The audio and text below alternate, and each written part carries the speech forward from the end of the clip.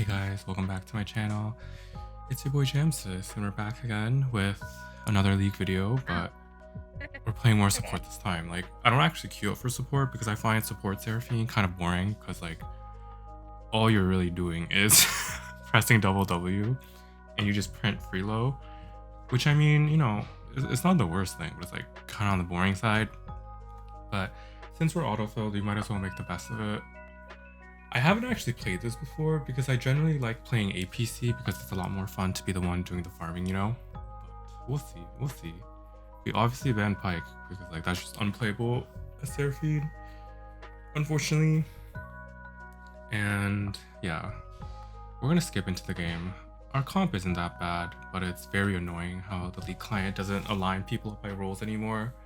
I mean, this client is old enough to be, you know, too old for Dr. Disrespect, but we're still having glitches like this, which is very fun. But small and indie company, we decided to invade because they have an Ivern, but apparently the Ivern team was thinking of invading too. And I get the lucky route onto Jin because we were paying attention, I guess. We overcommit, like everyone overcommits. This is like just like the messiest level 1 fight. You know how it is. Talon dies to the ignite that I didn't think Asol would have. And then Gwen gets cut down because everyone just ignored Ashe forever. And they flash away, but Ashe gets a double by flashing in volume, and now we're able to gang up on the not 4v1. It was a pretty good fight. It was a 4v2. It was 4 for 2, which is pretty good, even though the 2 went on to Asol, which might be a little bit interesting. Jin died earlier than both of us, so he's able to help. He's able to come to his lane faster and shove it, which kind of sucks. And then I forgot that I was supposed to actually help him push out the wave, so I kind of realized too late. So they're gonna hit level 2 before us because Seraphine cooldowns are long. Ashe is trying her best even with her money, but it's very hard. I actually take W second because I could see myself getting hooked here, and I'm actually able to take no damage from the not hook. And now not has no cooldown, so we're just able to run him down very interestingly, which is cool, I guess. And we push out the wave, like we skip forward a little bit, we push out the wave, then Ashe recalls in a really obvious position, gets it cancelled, and I'm forced to stay. It kind of sucks because I don't have the mana to actually help her if she gets hooked here, but since she is so ahead, she starts getting aggressive on Jin, and I am able to hook him, but since I don't have mana, I can't actually shield him or anything, so I kind of just have to watch her die. Now I have to run because, again, I have no mana, so I can't even kill this mod even if I wanted to. I flash to dodge the Jin route to not die here, and we start to back, but we get jump scared by the fucking barfing dragon and then die. So this is what I meant by beating Asol might be very interesting because the game might get really hard if he gets too fed. We'll see. Anyway, Ashe, true to form, just gets hooked and gets punished. She gets rooted for like 5 seconds because Ivern was there, and she stays and tries to man up and try to kill Not, which I respect, and I'm able to pick up the kill. And Nilly shows up way after everything's over, and we flash. But yeah, I think Ashe is playing a little bit too aggressively, even though she is ahead. You know, like she can't compete with Not's like 10-second CC, while Jin's dumping her cooldowns, dumping his cooldowns onto her. So whatever. Anyway, yeah. I see that my Nidalee is starting to do dragon, so I walk up to help her, even though I'm not very useful, considering I don't really have the mana regen to actually support her. And I like max putting a few skill points into E because, you know, Seraphine W early like is really trash without any healing or shielding. But we get our fucking coconut tree dumped on me and shot by Jin. And then Nidalee is sniped down by the Asol and the Jin. And yeah, Ashe actually gets killed there by Nautilus because she realized too late. But I've already showed her dying like 3 times this video, so we're just gonna pretend that it didn't happen. Nautilus walks away from Jin for 1 second too long, and we're able to open up and chain CC him forever. And although Ashe does take a lot of damage from everything, I'm able to actually keep her alive and then body block Not from the kill attempt on the hook. And keep her safe just long enough till she gets the double. Well, I guess it wasn't a double because I stole the kill on Jin, but whatever. Apparently Ivern's stealing Nidalee's camps here, so I go up to help, but then he flashes away. But then I don't think he realized he's playing against a jungler and a mid laner that doesn't really care about walls. he just ends up walking into them and then getting his ass murdered. And I see a pickup opportunity for Nautilus, so I just ult him. It's not the best use of an ult to solo ult support, but since the jungler was dead, I was thinking maybe we can make more plays, like dive their bot laner, which is what ends up happening here. Maybe we just run Jhin down, like, there's not much you can do. Like, Aurelion Sol shows up, and Talon and Jhin die off screen, so we don't care.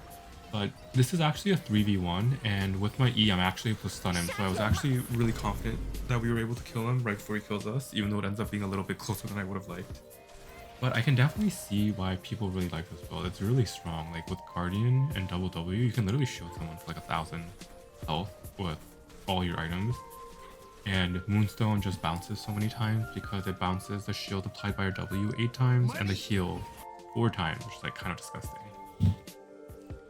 Anyway, we're clearing vision for Dragon or something. Like, it might be nothing because it's low elo. We chain CC Ivern, but then I get chain CC'd. I Seraphine ult, and I could have flashed this last shot, but I was kind of thinking that my ult extension would have actually canceled it, but it didn't. But to get my revenge, I flash on the Jhin here because Baron's coming up, and I'm thinking we can secure more map presence by picking off their AD carry. Especially since the rest of his team doesn't have that much range. Like, Gwen doesn't have that much range, and Asol isn't like super ranged. Ashe is getting caught being too aggressive and gets murdered again, which, like, whatever. I can't I can't fix stupid. Or over aggressive. Okay, it's not stupid, but I can't fix over aggressive. We ult the Asol here because he's a priority target. We hit Ivern as consolation. I try to heal this Talon as best as I can, but I can't, you know, if he's gonna eat one's entire combo, like, not something I can actually realistically shield, unfortunately.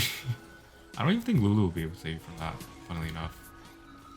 Mordekaiser flops his Q flash, but it's okay because we're able to actually take a turret here with Baron buff. And that's why I was like so gung-ho about flashing onto Jhin, because it really helps with taking objectives if you pick people off. I feel like with large teamfight ults like Seraphine, people really try to land like the most insane 5-man ult, but if you just pick 1 or 2 people off and you're able to get objectives, that's much easier and much more productive. Like, so you don't have to hold your ult, because it's really annoying when people with like big teamfight ults just hold on to their ults forever because you're trying to get the perfect 5-man ult. We overstay here and we're able to catch Jhin out of position, and he gets arrowed for like the 10th time this game. But now I'm about to die because I'm getting barfed on for like the 10th time this game. But I successfully managed to bait the enemy team. Like, this Asol's in such a bad position, and now that Asol's dead, there's like nobody else that's running on their team. And Ashe is able to just run everyone down and get a pentakill. So we did it. We helped the team. But yeah. Support Seraphine is like, it's very strong. I can definitely see why it's like very strong. People say it's like printing LP. For me, it's a little bit boring. I like to be a little bit more active, and I like to be the one with a support there to like bail me out instead of me being the one to bail other people out, because it's a little bit harder to do that. But we get free low, so like, hey, who am I to complain? We're able to break into D2 for the first time in like a bajillion years. I think the last time I hit was in season 7 or season 8 during my peak in that season, which is like unironically 7 or 8 years ago. God, I'm so old, man. But it's fine. It's fine. Hopefully I can get to Masters this season. We make it into the next game, and this game, I'm actually playing AD, but looking at our team comp, like, I can't go full AP because we have an AP top laner plus AP jungler, so they're just gonna build a billion MR. Like, they're gonna build like 5k in our Kukurns, and I'm not gonna do any damage. So I decided to go for a more supportive build from the beginning, just because Blitz isn't really an enchanter, so I can fulfill that role while he can do like whatever Blitz does. We're able to secure level 2 first here, just because Seraphine has pretty low cooldowns, and you're able to nuke the wave and poke at the same time, except we don't really do anything with it because I don't think Blitz realized we were hitting level 2 for them, which is whatever. We just farm in CS. Thresh flashes and hooks me, but then Jhin doesn't get the memo and starts beating up Blitz instead. So I'm able to just root them and disengage. I think if they just both focused me, or if they both focused Blitz, they actually would have been able to kill one person. But we're not complaining because it's Freelo. We're just gonna skip forward a bit into little lane. Like Blitz walked around into the bush and Jin has no object permanent, so he thought he was gone. But he just gets flashed on, knocked up, rooted, and obliterated. Really nice. And this is what I mean by people thinking Seraphine's weak early game. Like we're able to actually pick up kills because she actually contributes a lot. Like Thresh overstays to try and freeze the minion wave, Blitz hook them, and I execute him with the disgusting Q damage. And so I think Seraphine has a lot more agency in her lane than a lot of people think. But it is true that the higher elo you go, the harder it is to play more AP focused Seraphine because your skills are so telegraphed and short ranged. But it doesn't mean you're not able to abuse your laners, because like I'm able to abuse Jin under tower because I know Thresh backed. So I'm able to poke him when he goes to CS, outrange him with everything, and then just disengage after everything. I didn't even have to press W and I took no health cost from that fight. And one of the big benefits of Seraphine bot is that when your support is roaming and flashing onto other lanes, you can just clear the wave under your tower AFK, and you're more than happy to do that, while a lot of AD carries can't really do the same. Like I get rooted here, but I space myself so far away from Thresh, and they're not able to engage on me, so I'm able to just sit on their tower, wait for the wave to come back, and AFK, which is really nice. So that's why I really like Seraphine. A lot of people say she's elo inflated, but you know, I will say that she's not as mechanically intensive as a lot of other champions. Yeah, that's what they're called. But there is a lot of nuance to her. Like you kind of have to be close to your team to shield them. You have to know your ranges. You're squishy and slow moving, and people love to focus you.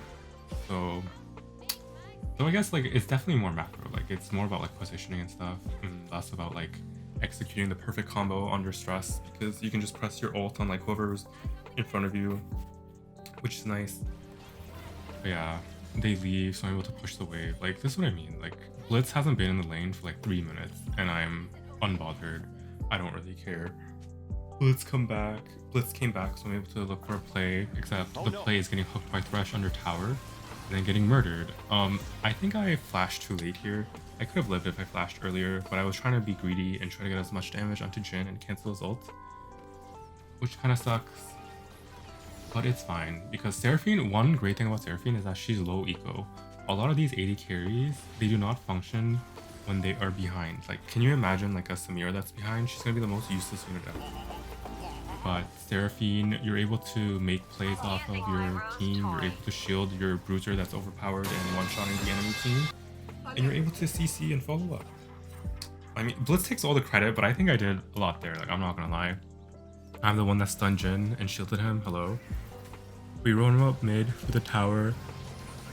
Everyone misses everything, so I'm forced to use my ultimate there to hit him and finish him off, but it's okay. It's a pretty decent price considering we're able to kill mid tower and open up the map for us. And now we're able to just sprint down bot lane and then kill Jin plus the other one if they're there right after we finish Dragon. And one great thing about Seraphine too is that like objectives are super easy with her, just because nobody takes damage, especially if you have like squishy junglers like Brand or Evelyn that actually die to the camps, to like Baron and stuff. You can actually just shield them, and so you're less at risk for getting engaged on, and you just get a gold medal for showing up, which I really like. But yeah, I definitely do think that Seraphine needs a rework of some kind, because I think Riot needs to decide what they want to do with her, because they say they want her to be like a solo version of Sona, but they make her kit revolve around being around teammates, which means that she's always going to be stuck bot lane where there's more people.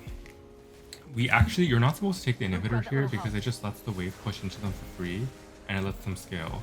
But then we overstay, and well, they overstay and I overstay trying to help them, and then Nocturne flashes on top of me and Gwen teleports on top of me, and I'm just getting my balls slipped off by Gwen, and we just die, which kind of sucks. And Blitz couldn't even help me, because I think if he hooked Noct or Gwen there, he would have just died. We hate trying the Ornn for the 10th time this game. Because he's defending a tier 1 like 10 minutes into the game where his team is losing really hard. A full-blown team fight breaks out, but I'm able to actually save the Singed with Moonstone, which is pretty cool. And then Yasuo just like cutting everyone in half. And Seraphine with these like Unga Bunga bruisers where you're able to just like keep them fully shielded and speed them up with your W. It's sort of the more fun experiences. Like the hardest Seraphine games are when everyone on your team is squishy and you have to be the one that's engaging because the enemy, like your team picks shit like what is it? It's like useless picks. Like do nothing picks. Like if they pick like do nothing champions, like Sivir or something, like they're not engaging in the fight for you, so you have to do it for them. Kinda sucks. And we're actually able to start taking inhibs here just because we're able to pressure the team. You don't want to take inhibs too early because it just leads to people just getting free farm because the lane's like perma push. So you lose farm and you just give the enemy a lot of gold. But if you're able to take advantage of it by taking objectives like this, it's really nice. But yeah, look, like Seraphine on the team, like nobody's taking any damage. If they take any damage, you're able to just heal them up with double W. I back because I have a lot of gold, but TP right back because I'm in the bot lane. And we're just basically aping down mid lane. This is a lot of what AP Seraphine boils down into, unfortunately. Because once you start really winning, you have to play around your team. Because I'm not that fed.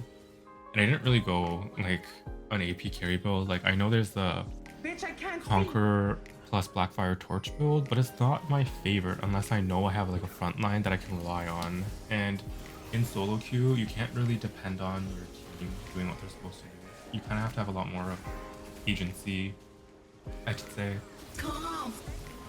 Brand gets hooked here, but nobody on. I don't even think Brand needed to Zanya's there because what is the enemy team gonna do?